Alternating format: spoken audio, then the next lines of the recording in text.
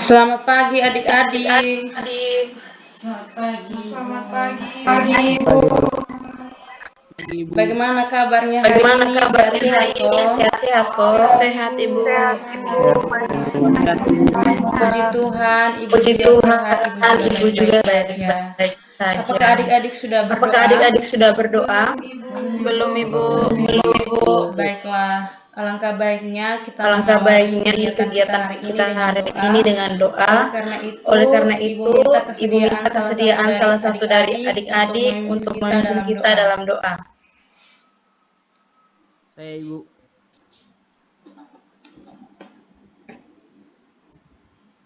Ya, Gefli. Teman-teman, Ibu marilah kita siap berdoa. Berdoa mulai.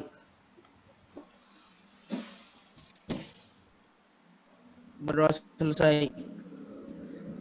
Terima kasih kepada adik Gefli yang sudah memimpin kita dalam doa. Kita dalam Ada yang tahu tidak maksud dan tujuan Ibu membagikan link Google Meet untuk kegiatan kita hari ini? Tidak, Ibu. Belum tahu, Ibu.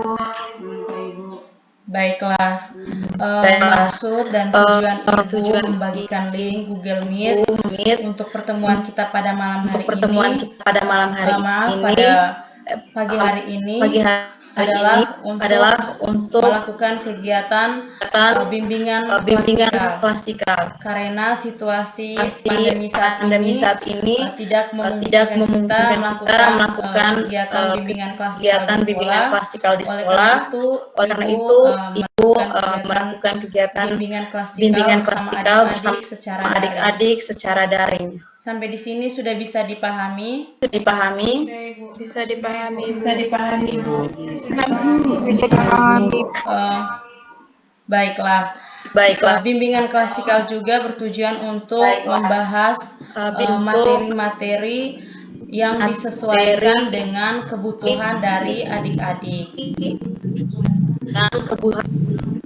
Apakah adik-adik siap untuk mengikuti kegiatan kita selanjutnya? Siap, Ibu.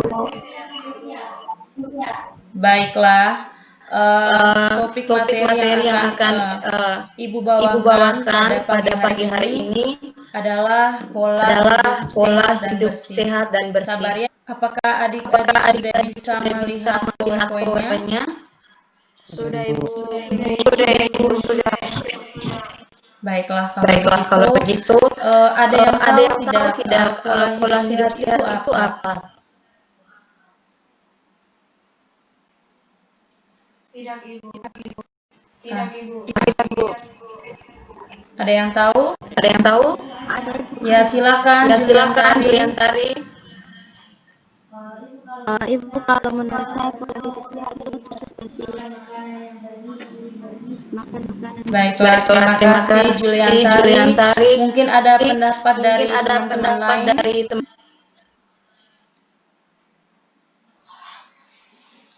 Jika tidak ada, Ibu akan menjelaskan pengertian dari pola hidup sehat. Jadi, pola hidup sehat adalah upaya setiap orang yang ingin selalu sehat, yaitu dengan memperhatikan gaya hidup sehat agar tubuh selalu terhindar dari berbagai macam penyakit. Yang kedua itu ada tips hidup bersih dan sehat. Nah, tips atau cara hidup bersih dan sehat di sini yang pertama itu penuhi konsumsi protein. Makanan-makanan yang mengandung protein ini seperti telur dan daging. Makan secukupnya. Kalau kelebihan makan juga bisa menyebabkan kolesterol. Yang kedua itu hindari makanan yang mengandung pengawet. Apalagi di zaman sekarang ini tuh orang tuh kebanyakan suka yang instan. Nah, hati-hati kalau pengen makan yang instan itu tidak bagus untuk kesehatan tubuh. Bagusnya masak sendiri atau makan makanan rumahan saja. Yang ketiga itu jauhi makanan berlemak. Nah, makanan berlemak itu bisa menyebabkan kolesterol dan juga kegemukan. Yang keempat itu Itu makan makan buah-buahan fresh atau buah-buahan yang segar. Yang kelima itu Itu kurangi minuman yang memiliki kandungan gula yang tinggi karena bisa menyebabkan diabetes dan tidak bagus juga untuk kesehatan.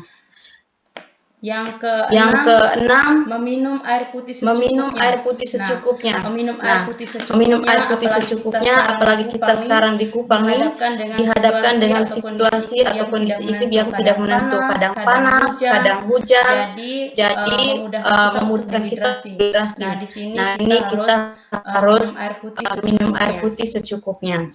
Yang ketujuh, mengawali program olahraga dengan teratur. Ya, dengan berolahraga seperti lari sore atau lari pagi itu bagus untuk kesehatan. Yang kedelapan, jauhi berat badan berlebih atau kegemukan.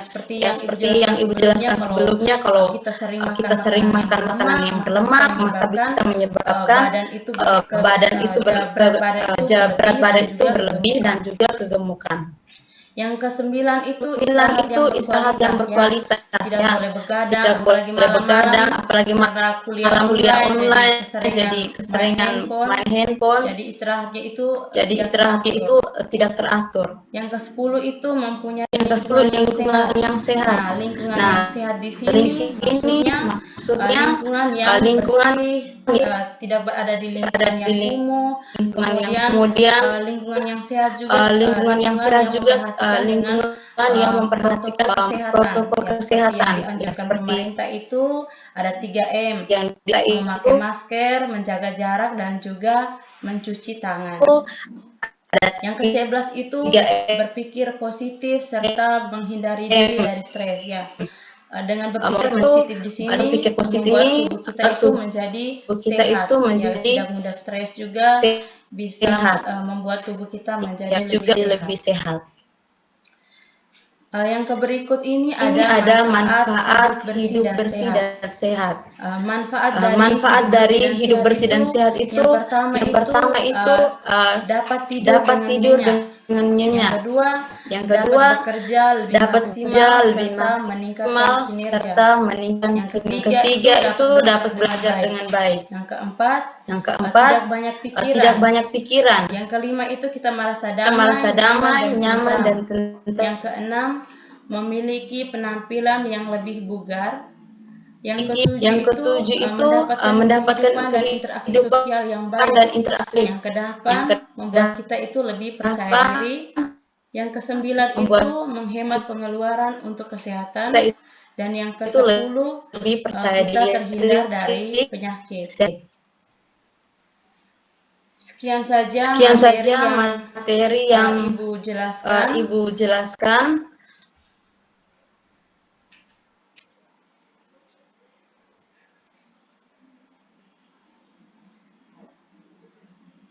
Mungkin dari adik-adik ada yang belum memahami atau ada yang ingin bertanya tentang materi yang sudah Ibu jelaskan tadi. Ibu harapkan untuk mengaktifkan mikrofonnya dan silakan bertanya.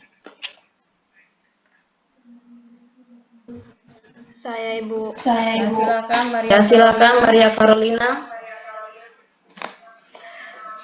Saya mau bertanya Ibu, menurut Ibu kira-kira pukul berapa yang tepat untuk kita beristirahat pada malam hari dan pukul berapa kita harus bangun pada pagi hari? Baik, terima kasih Maria Carolina. Ibu langsung saja menjawab pertanyaan dari adik Maria Carolina.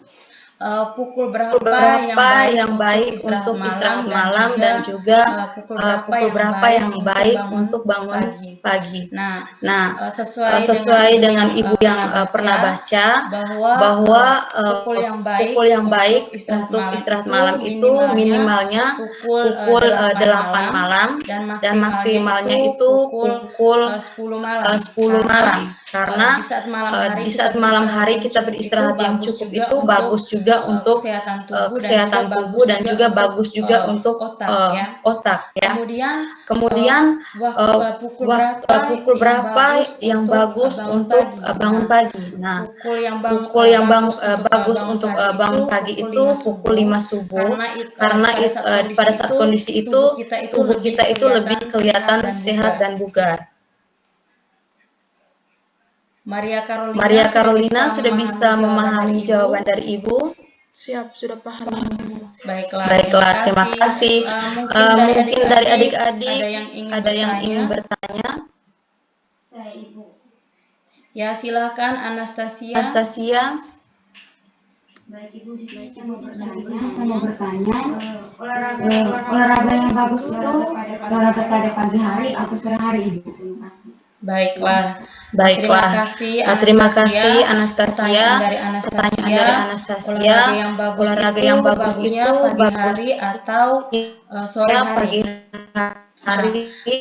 Di sini Ibu juga membaca satu artikel bahwa olahraga di pagi hari maupun di sore hari itu bagus untuk kesehatan tubuh.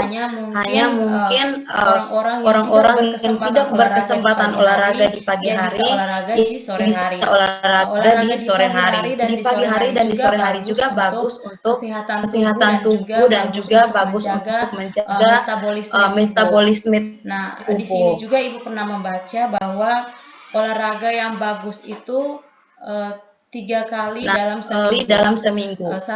Satu hari itu kita berolahraga maksimalnya 30 menit.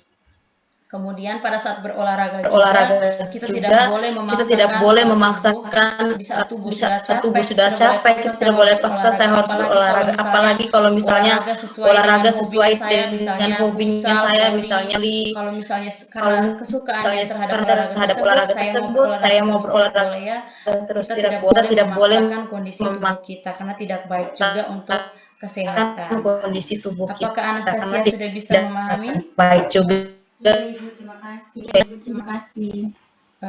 Apakah teman-teman lain atau adik-adik lain ada yang belum memahami? Sudah paham Ibu. Baik, terima kasih kepada adik-adik yang sudah bisa memahami. Mungkin salah satu dari adik-adik bisa membuat kesimpulan tentang materi yang sudah Ibu jelaskan tadi. Ya, silakan Juliantari. Ibu, terima kasih Ibu. Setelah mengikuti bimbingan ini, yang saya dapat ketahui itu pola hidup sehat itu bukan hanya sekedar makan. Ini dengan pola hidup sehat itu kita olahraga yang teratur, malam tidak begadang. Hari ini bisa di pola hidup. Terima kasih Juliantari yang sudah membuat singkat mewakili teman-teman. Sebelum Ibu mengakhiri pertemuan kita pada malam hari ini, setelah pertemuan ini, Ibu akan membagikan link untuk evaluasi hasil dan juga LKPD. Jadi LKPD itu lembar kerja peserta didik melihat sejauh mana adik-adik memahami materi yang sudah Ibu bawakan tadi. Sampai di sini sudah bisa dipahami?